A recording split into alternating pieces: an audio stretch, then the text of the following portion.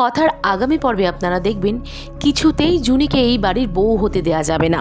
তাই চিত্রা একের পর এক কাণ্ড ঘটাতে থাকলো। রান্নাঘর থেকে কেরোসিনের ড্রাম এনে নিজের গায়ে ঢালে, তারপর আগুনও ধরাতে যায়। বাড়ির সবাই কোনো রকমে চিত্রাকে আটকায়। এরপর কথা ওই ড্রামটার দিকে লক্ষ্য করে। কেরোসিন তেলের এক ফোঁটাও গন্ধ কেন ছাড়ছে না। কথা বুঝতে পারে ওটা সাধারণ জল।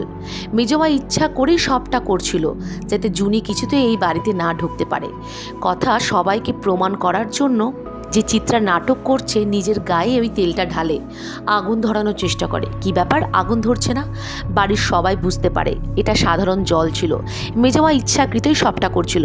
চিত্রাও মনে মনে ভাবে, কি চালাক মেয়ে রে বাবা, ইচ্ছে করেই সবটা করছে। কোনো রকমে সব কিছু মিটে যায়।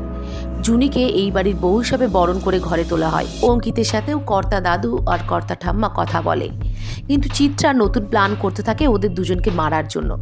রাতে জুনি আর কথা এক ঘরে শোয়, আর সেই ঘরের ফ্যানটা কোনো রকমে লুজ করে চিত্রা, যাতে রাতে ঘুমন্ত অবস্থায় ওদের গায়ে ফ্যান পড়ে ওরা মারা যায়।